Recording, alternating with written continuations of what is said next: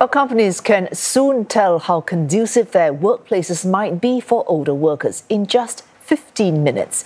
A prototype tool assesses areas like hiring process and talent retention and suggests what companies can do to improve themselves. It seeks to help firms adapt to a rapidly aging workforce. Rachel Matthew with more. At this urban farm, mature workers run the show.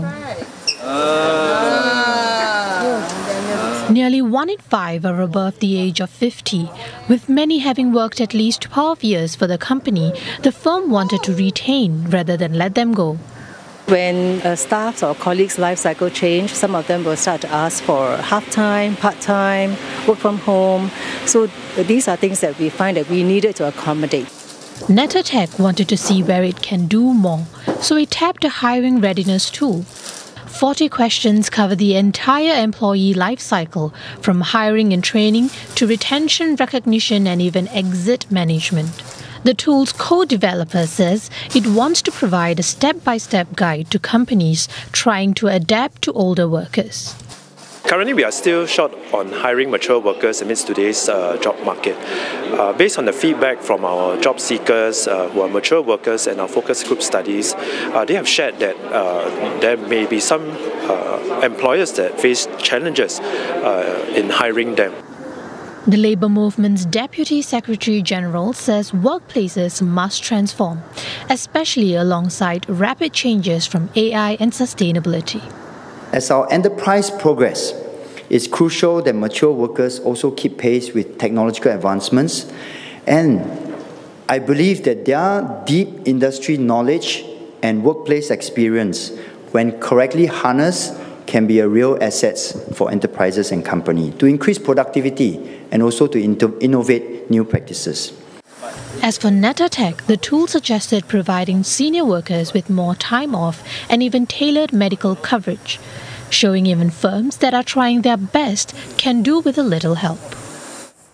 And for more insights into the current job market for seniors, I'm joined by Adrian Choo. He's consultant at Career Agility International. Thanks so much for coming in and joining us this evening, Mr. Choo. My pleasure, Risa. Now, it is your job to give expert, helpful advice. Apart from anecdotal, all of us have personal stories of others or ourselves, how it's harder to find jobs as you get older.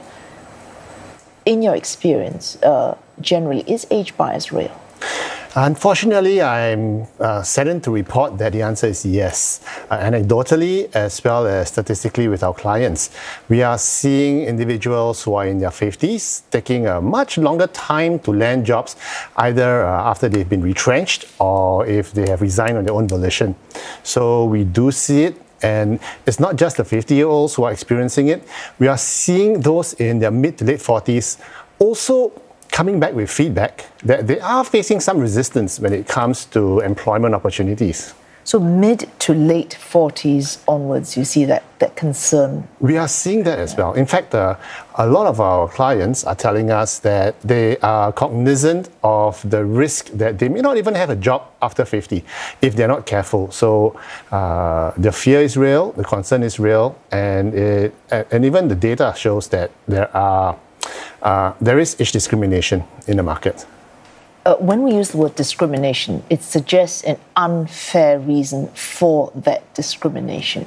But could there be real concerns for a company that does not want to hire, say, anyone aged above 50?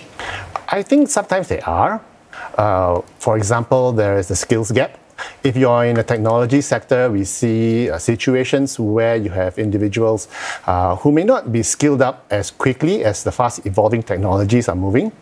But even beyond the technology sectors, we are seeing certain industries that are a bit more physical in nature. For instance, in construction, in engineering, where there's a lot more outdoors activity and more physical lifting involved.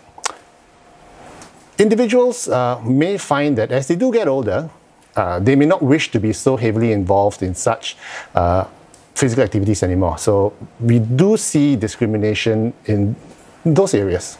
But they themselves who don't want to be, say they are prepared to be, our company is still not giving them that chance to say, I'm prepared to do this? Well, I think some companies are, but by and large, there are valid concerns when it comes to individuals not being properly skilled up or having the right capabilities to match the moving market, or if the physical situation calls for more strenuous work. And insurance premiums for the company might go up if they hire individuals who may not be up to the task.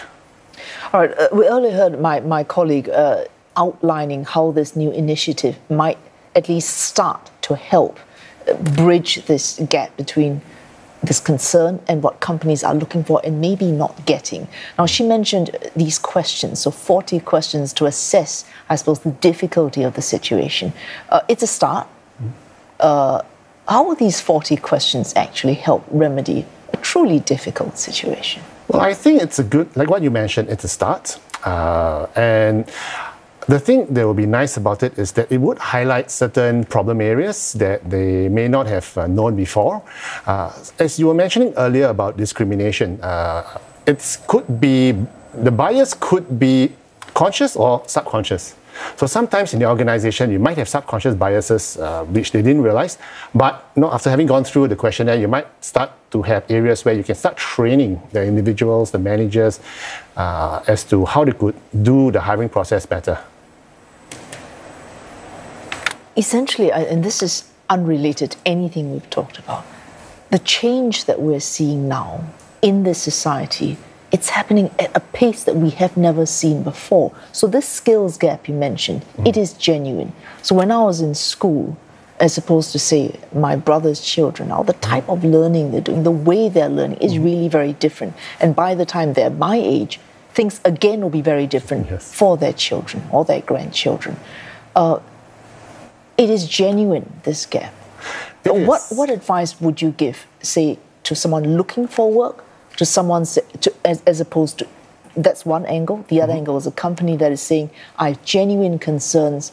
What do you expect me to do? I want the best bang for my buck. I don't want to hire someone inferior. Yeah, I think on an individual basis, you have to continue upgrading your skills. And even though the pace of change in terms of what skills are needed in the market is very much more rapid than it was before, there are a lot of avenues where you can learn, from as simple as just turning on a YouTube, learning something new, to Coursera skills, to even Skills Future, the website the government has. It's got lots of interesting courses that individuals can take up, especially if you're past 40. There are Skills Future credits which you can leverage on as well.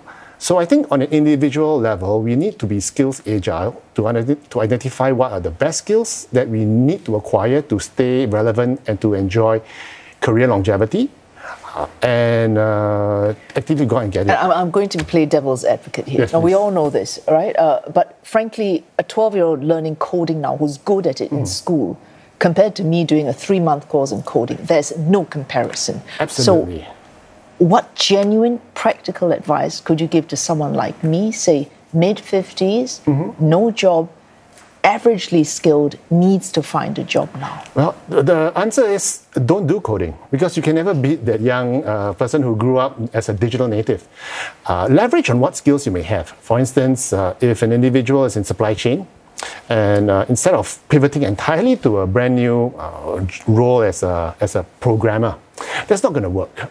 This individual needs to figure out what skills can I have and learn that can augment my current skill sets that will make me more effective. So instead of a 180-degree pivot, what's really useful is to see what are the skills I can bolt on to make me even more effective, to make me create more value for my customers and my company.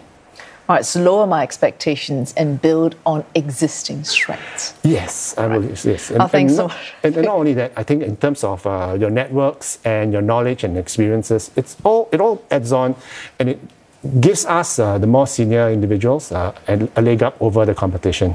Thanks so much for joining us, and that's useful advice. Adrian Choo, CEO and founder of Career Agility International.